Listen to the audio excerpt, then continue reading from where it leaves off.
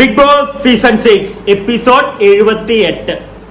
അപ്പൊ ഈ 78-ാം എപ്പിസോഡിൽ ലാലേട്ടൻ വന്നിട്ടുള്ള ഒരു എപ്പിസോഡായിരുന്നു. ഈ എപ്പിസോഡിന്റെ നടുക്ക് വെച്ചിട്ട് നമ്മുടെ നോറയ്ക്ക് കുറച്ച് സ്പേസ് സംസാരിക്കാൻ അവിടെ കൊടുത്തു. അതായത് നോറയ്ക്ക് സിജോയോട് സംസാരിക്കാനുള്ള ഒരു സ്പേസ് ഉണ്ടായിരുന്നു. ഈ ഒരു പരിപാടിയിൽ നോറയുടെ സംസാരം കേട്ട് സത്യം പറഞ്ഞു കഴിഞ്ഞാൽ ഉണ്ടല്ലോ, അയ്യോ വെറുപ്പായി പോയി ആ കൊച്ചിനോട്. ഇച്ചിരിയെങ്കിലും അവളെ ഒരു എന്ത് വിക്ടിം കാർഡ് കളിച്ചിട്ടാണെങ്കിലും ശരി, ഇമോഷണൽ ട്രാക്ക് ആണെങ്കിലും ഒരു ഗെയിം അവൾ സൈഡിൽ കൂടെ കൊണ്ടുപോകുന്നുണ്ടായിരുന്നു. പക്ഷെ അതിനെ വരെ വെറുപ്പിച്ച് കളയുന്നതിന്റെ ഒരു ഫോം ഓഫ് അവളുടെ ഒരു അഭിനയം എന്ന് ഞാൻ കണ്ടു. അഭിനയം എന്നല്ല ഇതിനെ പറയണ്ടേ, ജനങ്ങളെ എങ്ങനെയെങ്കിലും അവക്ക് വോട്ട് ചെയ്യിപ്പിക്കണം. അവക്ക് അതിനുവേണ്ടി ഇങ്ങനെ ഈ വളാന്നും പറഞ്ഞിരുന്ന് സംസാരിച്ചിട്ട് അത് സിജോയ്ക്കും സത്യം പറഞ്ഞു കഴിഞ്ഞാൽ ഒരു കൈകൂപ്പേണ്ട ഒരു അവസ്ഥയായി പോയി. അവളുടെ ഫ്രണ്ടില് തിരിച്ചൊന്നും പറയാൻ ആ കൊച്ചു സമ്മതിക്കുന്നില്ല, ചുമ്മാ ഇരുന്നതും. അത് ഒരു രീതിയിൽ ഞാൻ ആലോചിച്ചപ്പോണ്ടല്ലോ, അവളുടെ ബുദ്ധി, അവള് പണ്ട് നടന്ന ഓരോ പോയിന്റ്, ഒരു കറിക്കകത്ത് തക്കാളി ഇടുന്ന കഥ വരെ അവൾ ഓർത്തെടുത്ത് ഇവിടെ വന്നിരുന്ന് പറയും.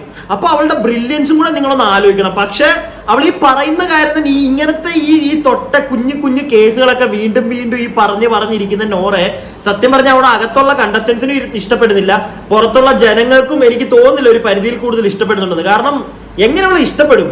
പറഞ്ഞ കാര്യം തന്നെ പിന്നെയും അത് ഓപ്പോസിറ്റ് നിൽക്കുന്ന ആൾക്ക് എന്താണ് തിരിച്ചു പറയാനുള്ളതെന്നും അവക്ക് കേൾക്കണ്ട. അവക്ക് പറയാനുള്ളത് പറഞ്ഞ് തീർക്കണം. അതാണ് നോറ. അതിന് ചുമ്മാ ഇന്ന് ഇതിന്റെ ഇടയ്ക്ക് ജിൻഡോ ഒക്കെ പറയുന്നുണ്ടായിരുന്നു ലാലേട്ടനോട്, ലാലേട്ട ഈ കൊച്ചെന്താ പറയുന്നതെന്ന് പോലും ഞങ്ങൾക്ക് മനസ്സിലാവാറില്ല, ഇവിടെ പലരും വാവളിച്ചായിരിക്കുന്നത്. എനിക്കും എന്റെ സെയിം ഒരു അവസ്ഥയാണ് കേട്ടോ. അത് ചില സമയത്ത് നോറ ഓരോന്നൊക്കെ അവിടെ കിടന്ന് ഇങ്ങനെ വായിട്ട് ഗുണഗുണഗുണാന്ന് പറഞ്ഞുകൊണ്ടിരിക്കുമ്പോൾ എനിക്കും ഇടയ്ക്കൊന്നും മനസ്സിലാവാറില്ല എന്താ ഈ കൊച്ചു പറയുന്നത് എന്നുള്ള ഒരു സാധനം ഒരു മിനിറ്റ് എന്റെ തലയിൽ കൂടെ പോകാറുണ്ട്. ചിലപ്പോഴൊന്നും മനസ്സിലാവാറില്ല പ്രോപ്പറായിട്ട് പറഞ്ഞു കഴിഞ്ഞാൽ. ഇന്നിപ്പോ സിജോയോട് പറഞ്ഞ കാര്യത്തിലാണെങ്കിലും കുറെ ഒന്നും മനസ്സിലാവുന്നില്ല. കാരണം അവള് നിർത്തണ്ടേ, ഒരു ബ്രേക്ക് കൊടുക്കണ്ടേ? അവളിങ്ങനെ അയ്യോ സമ്മതിക്കണം.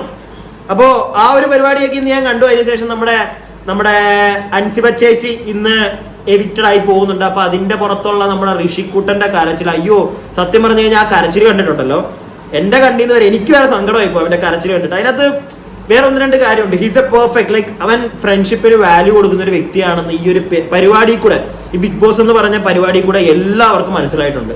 കാരണം ബാക്കിയുള്ളവര് മറ്റേ ഗെയിമിന് വേണ്ടിയിട്ട് കരയുകയാണെങ്കിൽ അവനൊരു ഗെയിം പോലും ഇല്ലാതെ അവന്റെ ഉള്ളിൽ നിന്ന് വന്നിട്ടാണ് അവൻ കരയുന്നത്. സോ അതിന് ഋഷി എന്ന് പറയുന്ന വ്യക്തി ഒരു ഹി നീഡ്സ് എ ക്ലാപ്സ്. എനിക്ക് സത്യം പറഞ്ഞു കഴിഞ്ഞാൽ ഞാനത് പറയും.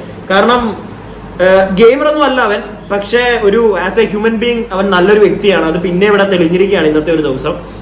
അപ്പൊ ഇനി നമുക്ക് പ്രോപ്പറായിട്ട് ഇന്നത്തെ ഒരു എപ്പിസോഡ് റിവ്യൂയിലേക്ക് പോകാം.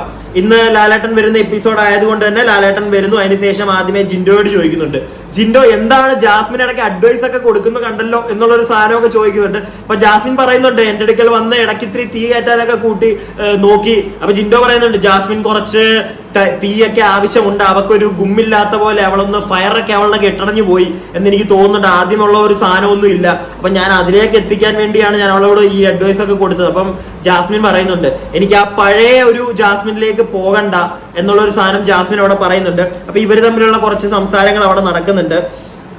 അപ്പോ ജാസ്മിൻ അതിന്റെ ഇടയ്ക്ക് പറയുന്നുണ്ട് എന്റെ വീട്ടുകാർ വന്നതിന് ശേഷം എനിക്ക് അത്യാവശ്യം പവറൊക്കെ കിട്ടി.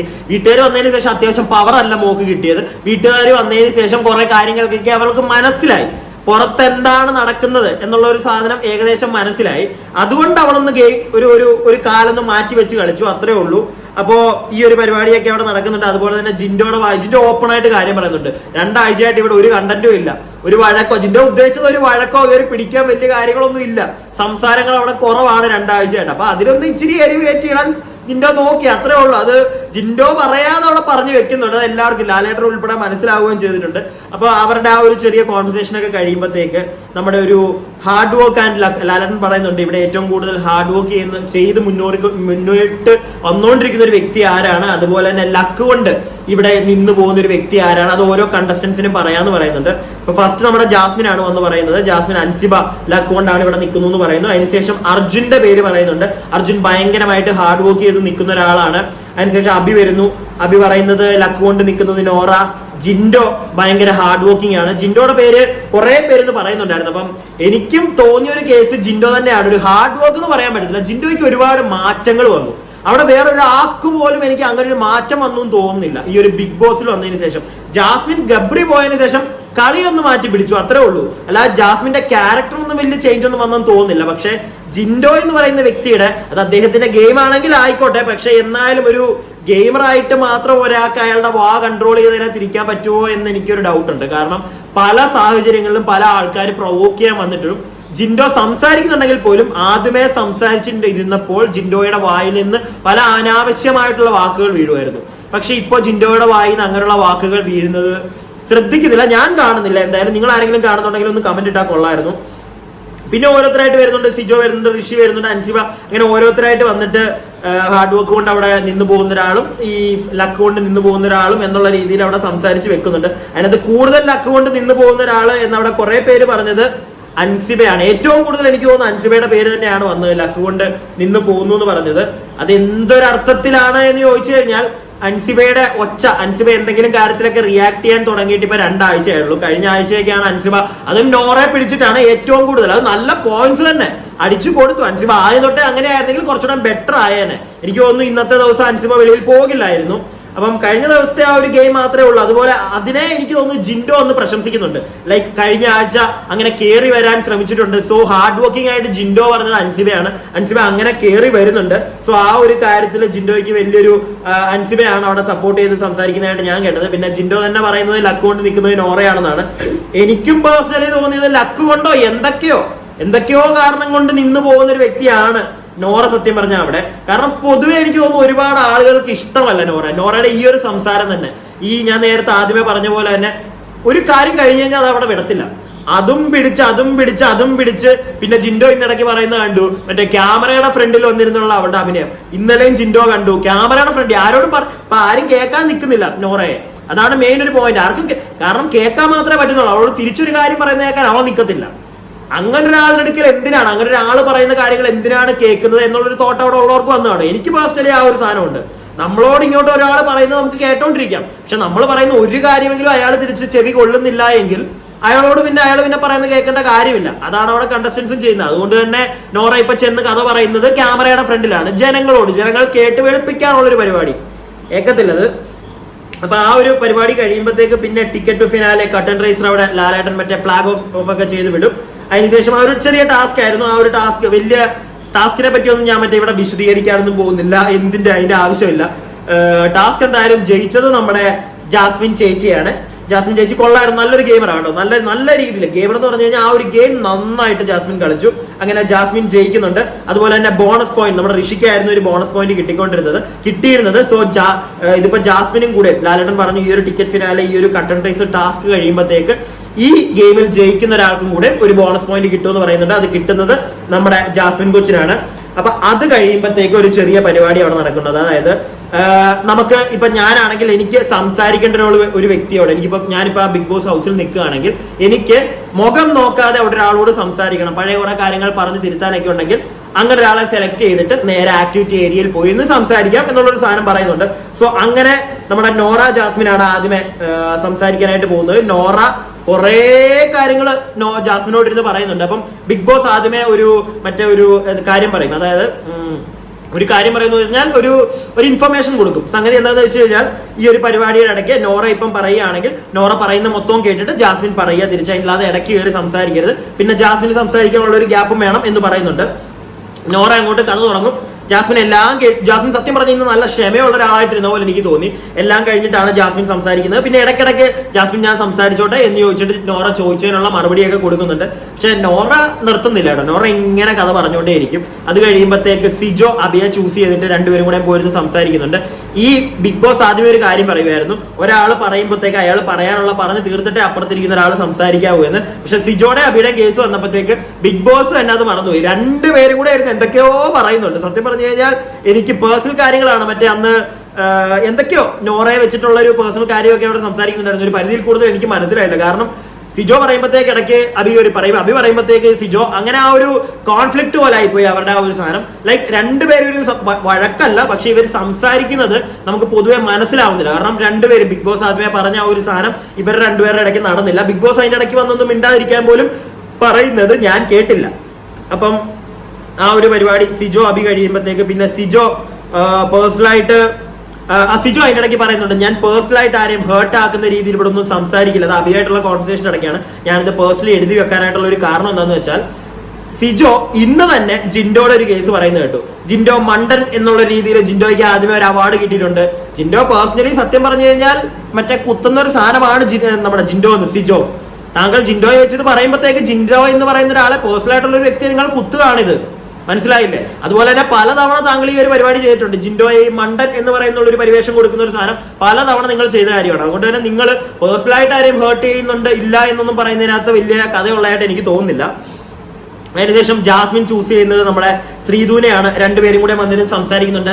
അത് ചൂസ് ചെയ്ത് സംസാരിക്കാനുള്ള ഒരു കാരണം വേറൊന്നുമല്ല, ജാസ്മിൻ ഇപ്പൊ അവിടെ ഒരു നല്ലൊരു കൂട്ടായിട്ട്, ഇപ്പൊ ഗബ്രി പോയതിനു ശേഷം പ്രത്യേകിച്ച് ജാസ്മിന്റെ കൂടെ 24 മണിക്കൂർ ഇരുന്ന് കഥ പറയാൻ ഒരാളില്ല.